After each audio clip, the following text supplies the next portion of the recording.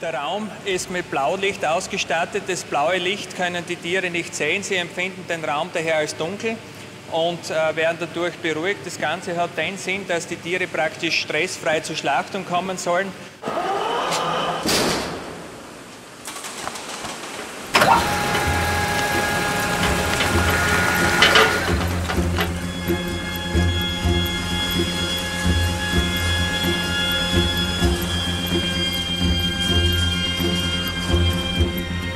Hier haben wir den elektrischen Betäuber. Im Betäuber selbst befindet sich ein Wasserbad, welches unter Spannung steht. Da werden die Tiere dann mit dem Kopf durchgezogen und in eine Bewusstlosigkeit versetzt. Wenn sie dann den Betäuber verlassen, werden sie hier mit diesem rotierenden Messer getötet.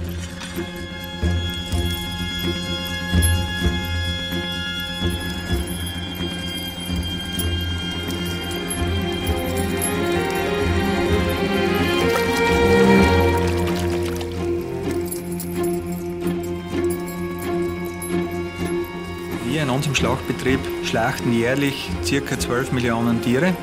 Umgelegt ergibt es eine Tagesproduktion um die 50.000 Tiere, die pro Tag geschlachtet werden. Wenn man den Fleischverbrauch anschaut insgesamt, dann sind es deutlich höhere Mengen, wie es in der Vergangenheit waren, weil eben die Möglichkeit da ist, Fleisch zu essen und das auch angeboten wird. Und wenn man das jetzt betrachtet, welche Mengen das jetzt umgelegt sind, dann ist die Frage, ob es überhaupt möglich wäre, biologisch die großen Mengen zu erzeugen. In France, 80% of chickens are farmed intensively. That's enormous. But we can reverse this trend by favouring quality labels. We can see how disconnected from nature these poultry farms are. Can we really separate ourselves from animals and nature? Surely not.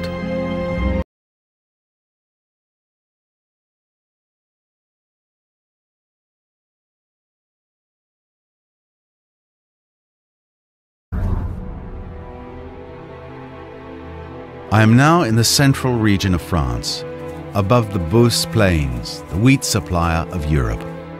Imagine a plain of 600,000 hectares entirely devoted to intensive cereal cultivation. On seeing these combine harvesters, we realize how much energy supplies have transformed farming. Not everyone in the world has access to such energy supplies, which is why only 2% of the world's farmers use a tractor.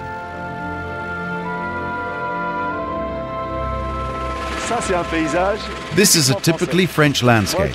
I've flown over France in all different directions, and it seems as if France is the biggest farm in the world. Quite rightly, seeing as 50% of the land is fields. French agriculture is one of the most intensive in the world. We are the second biggest exporter, just after the United States, whilst we have 20 times less land.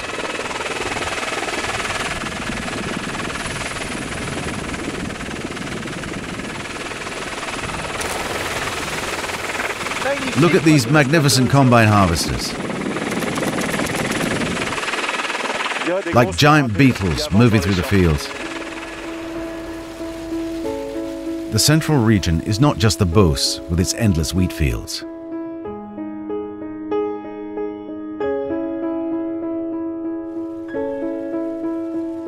Just a few kilometers away is the cradle of diversity in French food.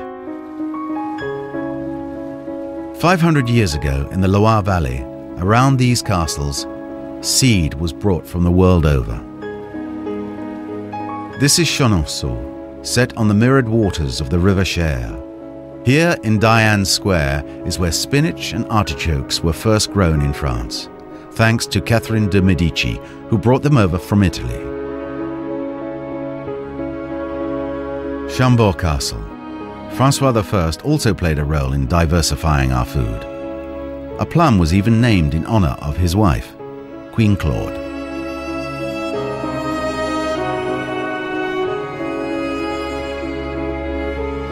Look at all the different colors found at the foot of Villandry Castle. This is perhaps the most original garden in France. Cabbages, beetroot, leeks. This mosaic is made up of all different kinds of vegetables. Today, this craze for diversity has disappeared.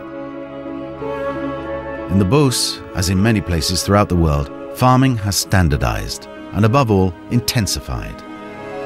For the last 50 years, the land has been irrigated, worked over, pumped full of fertilizers and pesticides. The result is that the earthworms, insects and bacteria that give the soil life are disappearing. We're going to meet up with Lydia and Claude Bourguignon. I call them the Earth Doctors.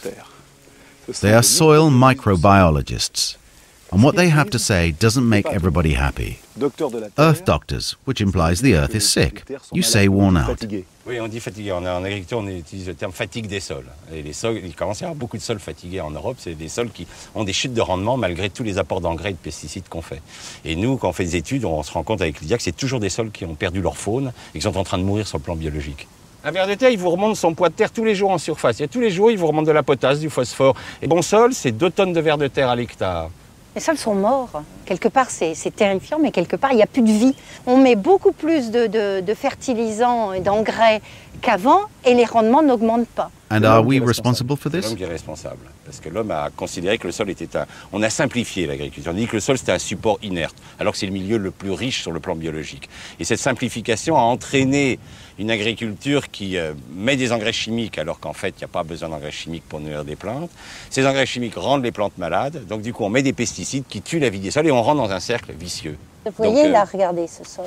Ça, c'est le sol de surface. Il a perdu complètement sa faune. Il y a de la mousse qui vient. Alors que dessous, en fait, il a été moins touché. Et vous voyez, regardez la structure qu'il a. Alors qu'au-dessus, il est complètement compacté. You mean it's been compacted because of all the tractors driving over it, over and over Et again? la mousse, c'est une plante qui pousse sur les cailloux. Donc ça veut dire que ce sol est en train de devenir un caillou. Alors que normalement... Anyway, not right now. Pour tout de suite, mais ça commence, ça annonce. C'est-à-dire qu'on a déjà un début de dégradation qui s'annonce. Donc là, il est temps de tirer la sonnette d'alarme et de dire à l'agriculteur, attention, si vous ne réapportez pas de la vie dans ce sol, il va devenir une roche. The ground on which we all walk is a miracle. Our planet is probably the only planet with a fertile soil. In other words, a living soil. The first 30 centimeters are home to 80% of animal species. Earthworms alone weigh as much as all the other animals put together. Should life in the soil disappear, everything else will become weaker. Is it true that we import most of the wheat used to make bread in France? Oui, nos blés ne sont pas d'assez bonne qualité, donc nous importons ce qu'on appelle des blés de force qui viennent d'Argentine ou d'Amérique du Nord pour réussir à faire un pain avec nos blés qui sont trop poussés aux engrais. Ils sont, si vous voulez, les engrais, c'est un petit peu comme l'enfant que vous nourrissez uniquement avec du sucre et du gras, il devient énorme. Ah ça, il est beau, il est gros, mais il n'est pas en bonne santé. How do you envisage the future? On est pessimiste, puis en même temps, on voit dans des pays comme l'Amérique du Sud démarrer ces techniques de semi-direct. What does semi-direct mean? Le principe du semi-direct, c'est de copier la forêt. La forêt, il y a toujours de la végétation. Et si vous voulez, la végétation, c'est comme nos cheveux sur notre crâne. Ça protège. Donc, ce qu'il faut, c'est jamais laisser les sols nus. Donc, on va tout le temps mettre des cultures.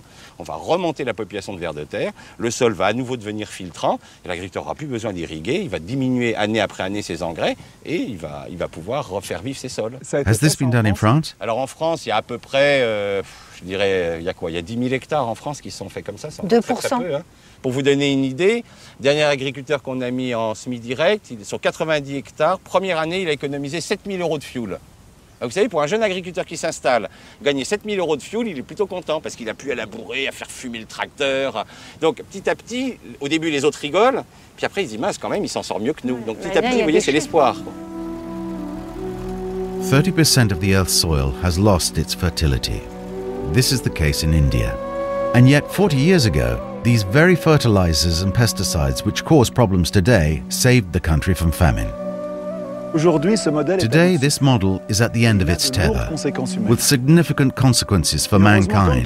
But fortunately, as always, there are people fighting to save the Earth.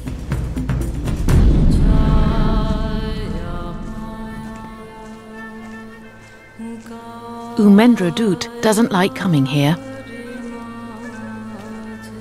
Not long ago, this place was still green. As a farmer, he has seen his homeland of the Punjab deteriorating day by day. This is the dead soil, the soil with salts. Now, there is no fertility, no farm. there was agriculture, there were farms, but now the entire thing has gone.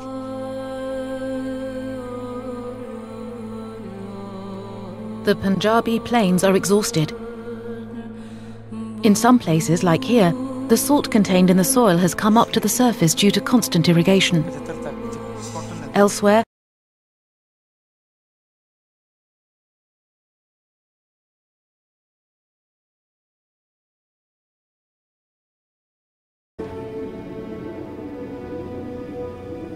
in Indonesia, on the island of Borneo, trees are being cut down regardless of the great apes and the forest land in order to produce palm oil. This oil has become the most consumed oil in the world.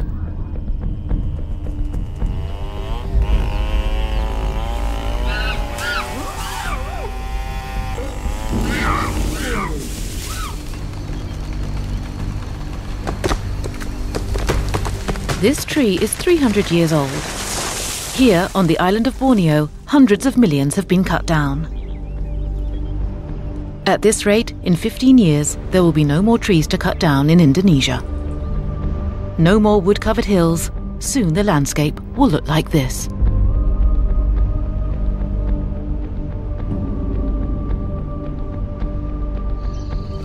And the last wild orangutans on the planet will have been totally exterminated. Sylvain Angeron is a specialist in the problems of deforestation and is indignant regarding this chaos. Waouh! Alors là, c'est hallucinant, quoi. Waouh! Là, tu comprends quand on parle de déforestation à Bornéo. Ici, tu comprends ce qui se passe, quoi. On peut pas s'habituer à ça, quoi. Il reste des palmiers à huile en randonnion et même les lambeaux de forêt qu'on voit qui restent. Ils sont morts, ces lambeaux de forêt. On peut pas dire que c'est une forêt vivante, ça. These palm trees are renowned for their oil, which we find in our food and many other products. In Indonesia, forests have been cut down to the advantage of palm oil and in defiance of the people and their environment.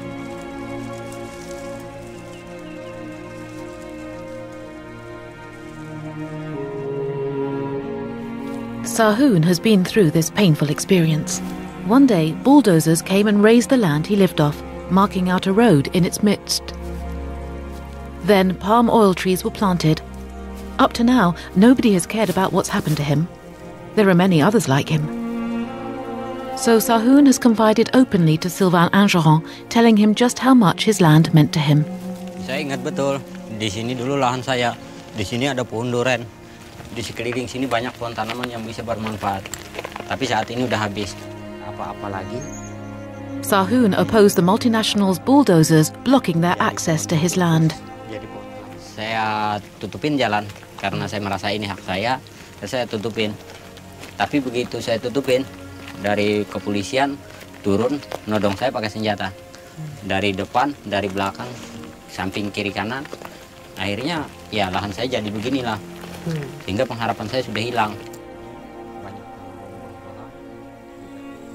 Kami sebenarnya sedih. Sedih, Pak. Sedih sekali melihat keadaan begini, sedih. Kenapa sampai terjadi begini? Kalau kami melawan, terus melawan, kami harus dihadapkan dengan aparat hukum, aparat pemerintah.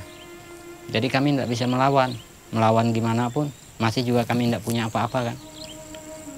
Karena kami tidak punya senjata, karena kami juga tidak punya kekuatan. L'ironie dans cette histoire, en plus, c'est que l'entreprise qui est venue voler cette terre, elle est membre de la table ronde sur le palmier à huile durable. L'un des critères majeurs de la table ronde, c'est le respect des droits des populations. Mais cette huile, il faut regarder d'où elle vient, quoi. Ici, c'est une terre qu'on a volée. On a violenté ces gens, quoi. Comment on peut dire que ça, c'est durable? Sahun has refused the derisory compensation the company offered him. Today, he's waiting for his land to be given back to him.